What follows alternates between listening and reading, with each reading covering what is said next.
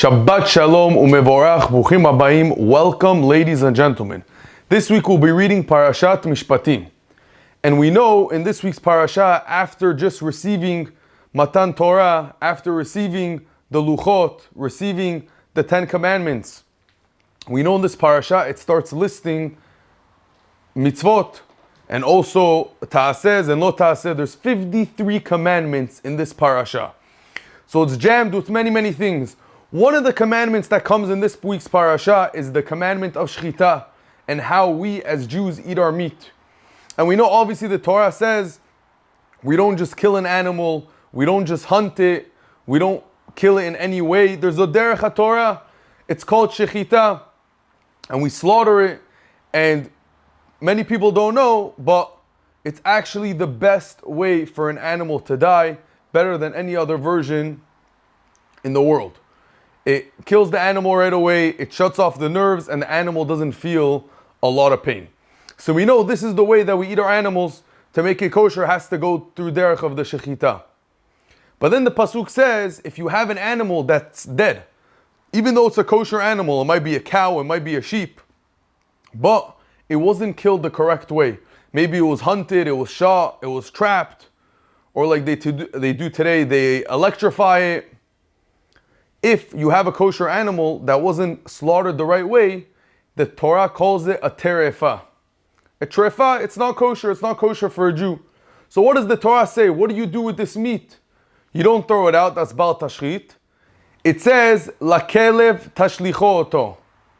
The pasuk says, what do you do with this animal? You give it to the dogs. So it's obviously very interesting that why specifically a dog? Why not? What about the other animals? The Torah clearly says you give it to the dogs.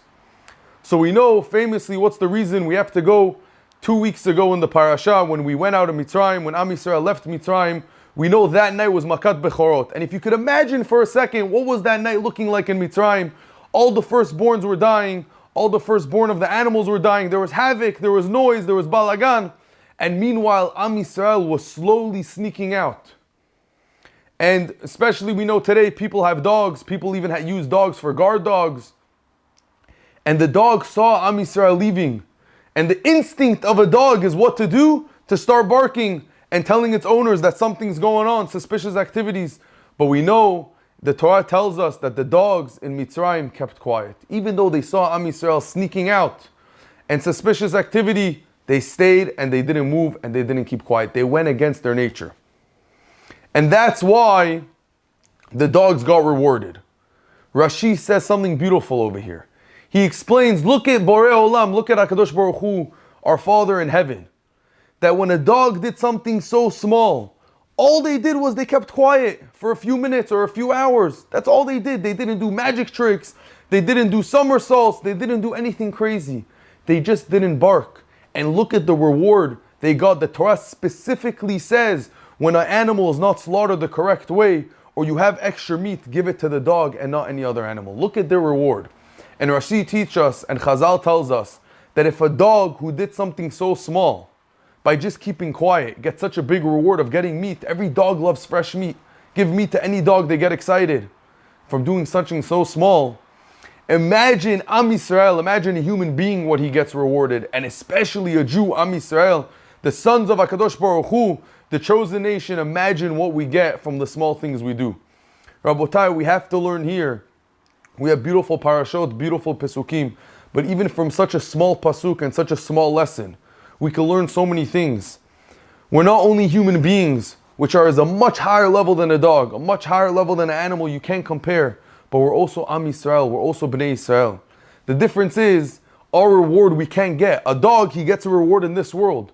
But us as human beings in Am Yisrael, we get the rewards in Olam Haba. So we don't really know what we do, what reward we get, and what causes in the world. But we learn from this, and we see by, wow, if I do something small or big, there's such a big reward, and there's obviously a reward in this world. And HaKadosh Baruch Hu is so kind that He gives us this reward. So what's our outlook, Rabotai? How do we go home now? How do we leave Bet Knesset? What do? We say hi to people, we try to be kind. We learn a few minutes of Torah. Even the thought of learning Torah, even the thought of doing a mitzvah gets you a reward. So imagine even more so when you do something bigger and you're kind to people and you say hello to people. We spoke about this before.